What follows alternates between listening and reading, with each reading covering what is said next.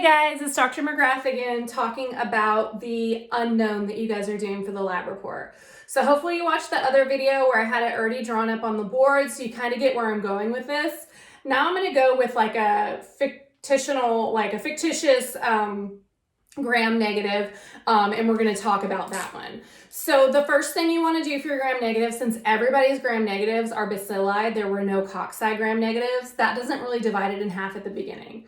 So what you're going to want to do is you're going to want to write down all of your possibles at the top of your page. So for that, we'll put our gram negative up here, and our possibles are number 2, 4, 6, 7, 8, 9, 10, 12, 14, 15, and 21. Okay, so up here I've written all the possibilities that I could possibly be.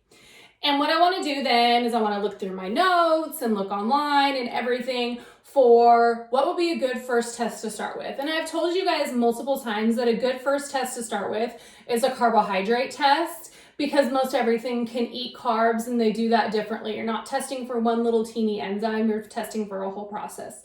So that's a good one to start with. So for this one, I looked at those and I thought, you know what, I'm gonna start with the lactose phenol broth. So if I do the lactose test, remember I can either have yellow or red for my results. Yellow if it eats a carbohydrate, it makes an acidic byproduct. Red or pink if it eats the peptones in the media. So we'll put over here red and we'll put over here yellow. So I looked through all my notes, looked through internet databases and stuff like that, and I figure out for these unknowns, what are the results?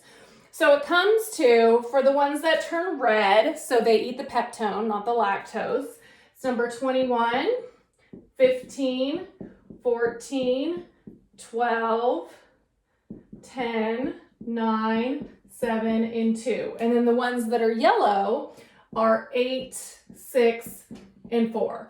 So then I would ask my instructor, okay, you know, that's pretty good, kind of divides them up. Can you do that test for me? Well, it just so happens that my unknown turned out red, okay? So then I've got to look at these ones because I know 8, 6, and 4 are out. I'm not those, right? So I've got to look at these and say, okay, what's another test I can do that will help me kind of figure out what's going on with these ones? So I looked through all my notes and I determined, hey, I want to do the urea test. So based on this, I'm going to do the urea test. And remember, the urea can come out negative or positive. And the positive is going to be that bright, hot pink color, and the negative will stay the yellowy color. So I do the urea test, and it comes that from these ones, I don't care what 8, 6, and 4 come out. I only care these now. It's going to be 2, 7, 9, 10, 12, and 21. And then the positives are 14 and 15. And so I asked my instructor, okay, can you please run the urea test on my unknown? My instructor gets back to me and says, sure, you are negative. So then I know I'm down to these. I've crossed out 14 and 15. I'm not those. So I think, okay, let me look at these. What's the next test I can do to determine some of these? I'm gonna do the citrate test. Let me go ahead and look at the results for that. And again, if all of these were negative on citrate or all of these were positive on citrate, that wouldn't be a good one to do. So you really want to look at and kind of get the best bang for your buck on these. You really want to divide them in half. Just like I showed you last time in the other video, doing the lactose didn't matter for that one. You don't want to do a test that doesn't matter. So if I do the citrate test, remember, there's positive or negative on citrate, and the positive is going to be blue and the negative is going to be green.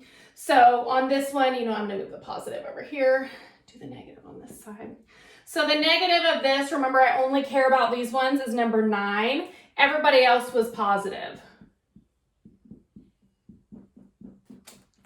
And when I asked my instructor, so was I. So if I would have been negative, I would have known I was number 9. But since I was positive, I've still got 1, 2, 3, 4, 5 to go through. So then I look at the tests and I go, oh, you know what? I want to do the gelatin test next. And remember, the gelatin test, we could either be positive or negative, either secrete the gelatinase enzyme or not. So on the gelatin test, the ones that come out positive from this are 7 and 12, and the ones that come out negative are 2, 10, and 21. And I asked my instructor says, oh, you were positive. Okay, so now I've used my entire page, so I'm going to kind of draw myself a little arrow over here. And remember, I'm down to number 7 and number 12. Okay, so I need to look at my list of tests and say, okay, what's the difference between 7 and 12? And I look through those and I say, oh crap, the MR test, perfect. So let me go ahead and do MR.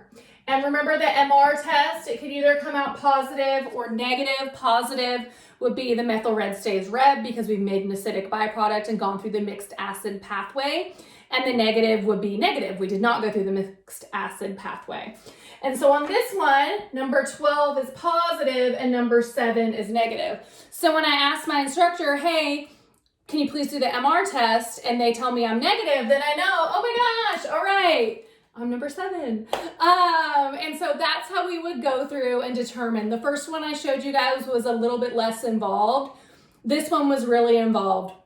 And it just depends on the pathogen that you have and the pathway that you determine to take of how many tests you're going to have to do. Again, the best place to start really is with those phenol broths because they're either a clear yes or no. The results like litmus and TSI and things like that where you can get a bunch of different mixed results aren't as great to go with this first. So I like to start with those phenol broth tests. That really gets the ball rolling and you can knock out a few of them and then you can determine what you want to do. So again, just remember, email or text, probably text, your instructor, because we're getting so many emails every day, and ask them to run the test on your unknown. Make sure you tell them it's, W positive or W negative. You would like the phenol test run, the phenol glucose test, or the phenol sucrose test. Don't just tell them I want every single test run because they're not going to tell you the answer to that. Hope this helps, guys. Bye.